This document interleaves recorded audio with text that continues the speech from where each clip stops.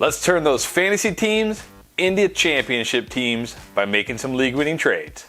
All right, let's start with some of my favorite buy lows, and let's start with Aaron Jones. People are going to look at what happened here in Week 9.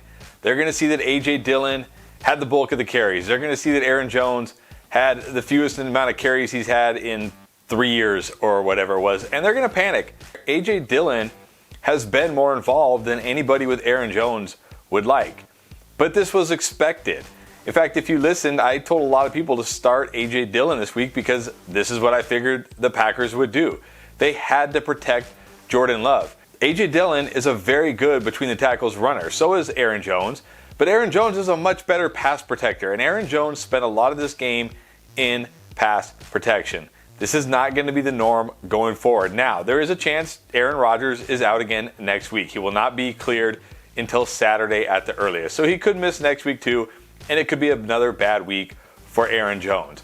But that's why he's a buy low, because you can go out and get a potential top 5, top 10 running back for a lot less than the cost of a top 5 or a top 10 running back. All right, my next buy low is Amari Cooper. Week 9. Wow, what a week Week 9 was. So many crazy busts and out of nowhere performances, but especially for the Cowboys who got destroyed by the Denver Broncos. Dak Prescott was terrible until garbage time. Amari Cooper is terrible. CeeDee Lamb was also terrible. But here's the thing. People think CeeDee Lamb is the clear-cut number one here, and Amari Cooper is just this boom-bust guy who has these terrible weeks, and sometimes he goes off and has great games. That's not the case. This is a 1A, 1B situation. Amari Cooper is going to be fine. And look at the schedule to end this season.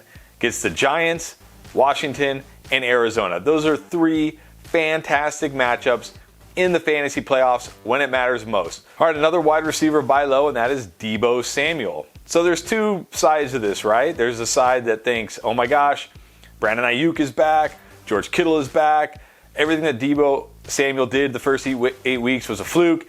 He's going to come back down to earth, and what we saw in Week 9 is going to be the new Deebo Samuel going forward. Or there's the other side that says, I'm going to buy into what happened for 8 weeks of the fantasy season, and I'm going to ignore what happened in 1 week. I'm on the latter side. I'm going to buy into what happened 8 weeks. I guess it was 7 because they had their bye. But I'm going to buy into what happened for the first 8 weeks of the season and say that that is the Deebo Samuel you're going to get rest of the season. Now, is he going to give you like 30 points every week? No, of course not. But he's still going to be very good. He's still going to be the number one on this team. George Kittle might hurt his target share a little bit, but he's still going to be the top target here. I'm not worried about Brandon Ayuk at all, as you'll see later. So for me, Deebo Samuel is a guy who right now, his value looks about as low as it's been since early in the season. Now is the time to pounce and see if you can get Deebo Samuel. And then finally, how about a quarterback buy low, and that is Patrick Mahomes. 3 bad games in a row. When's the last time Patrick Mahomes had 3 bad games in a row? I'm going to go with never. Never happened, at least not at the NFL level. This is the perfect time to buy low on Patrick Mahomes if you need a quarterback. If you're out there streaming like Tyrod Taylor or guys like this, or Tua with his broken finger, and you need a quarterback, go see if you can get Patrick Mahomes. Now, I'm usually not a guy who trades for a quarterback, but you might be able to trade somebody on your bench who happened to have a good week this week, who you're never going to play, and get Patrick Mahomes, because the person who has Patrick Mahomes doesn't think Patrick Mahomes is very good. Again, kind of like Deebo, but even a bigger sample size here.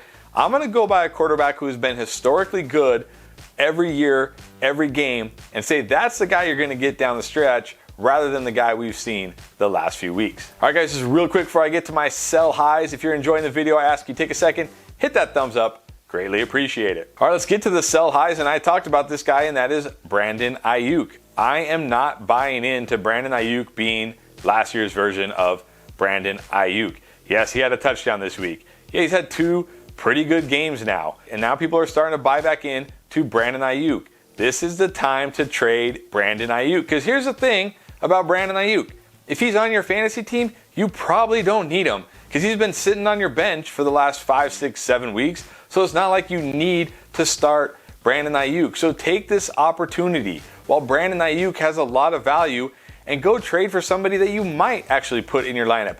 Use Brandon Ayuk to get someone who can actually help your fantasy team in the second half here. How about a running back sell high, and that is James Conner. 5 touchdowns, over the last 4 games. That is not sustainable and that will not last. But this is a great time to trade James Conner because look, there are a lot of teams out there that need a running back and would give up a lot for a guy like James Conner. Maybe the team that had Derrick Henry, because they're going to see what James Conner is doing with the touchdowns and think that's good enough. But apart from week 9, where he actually did have a nice fantasy game, partly because Chase Edmonds got hurt, and also because Kyler Murray wasn't playing, look at the 2 games prior. He got 12 fantasy points with 1 touchdown, 14 fantasy points with 2 touchdowns. He's not doing anything outside of scoring touchdowns. So this is the time to trade him. Coming off a monster game, 5 touchdowns over the last 4. People are starting to talk themselves into James Conner being fantasy relevant. So go out, trade James Conner either for a running back who's more consistent and will have better production rest of the season, or if you need a wide receiver, he's a great trade asset to go out and get a startable wide receiver. All right, guys, before I get to my last 2 sell highs, I do want to say if you want to support us beyond just watching the videos, subscribing, and liking, which we do appreciate, you can also support us by becoming a patron. For the cost of less than a cup of coffee, you can get all kinds of amazing perks. Check out the link down in the description for more information. All right, let's get to my last 2 sell highs. Let's go to another wide receiver, Devonta Smith of the Eagles. This guy has been up and down all year, and I do think he's going to have a great career. But he's coming off a monster game against a Chargers defense that were missing their top 2 corners and had their 3rd corner playing with a groin injury. Had a monster game as expected. That's great. That's the time to trade him because people are going to think this guy can do it. He's going to be a second half star. I don't think so. I think he's going to be very volatile, just like he was in the first half, because that's just kind of how this offense is. As much as I like Jalen Hurts and as good as he is for fantasy, he's a very volatile quarterback. He's not super accurate. He can miss throws, and he likes to target the running backs and tight ends a lot. So this is the perfect time to trade Devonta Smith. All right, for my last sell high, I'm going to say Myles Gaskin. Look at the last 3 games. He's had 2 really good games sandwiched with 1 not so good game, but that was against Buffalo. He got lots of touches in that game. People are starting to buy back into Myles Gaskin being an every week RB2. He does have 2 more good matchups coming up. So if you really need Myles Gaskin, you could potentially wait a couple weeks to trade him. But if you don't need Myles Gaskin, this is the time to trade him because he only had 34 rushing yards today. Yes, he caught 6 passes, but that's because of Jacoby Brissett. Once Tua comes back, he's not going to get the same level of dump-offs that he got with Jacoby Brissett. This is the perfect time to trade Myles Gaskin while his value is very high. And you can go out and get a potential startable wide receiver or a different running back who's better and will give you more fantasy production down the stretch. All right, that does it for my buy lows and sell highs. Appreciate you guys watching, and I'll see you next time.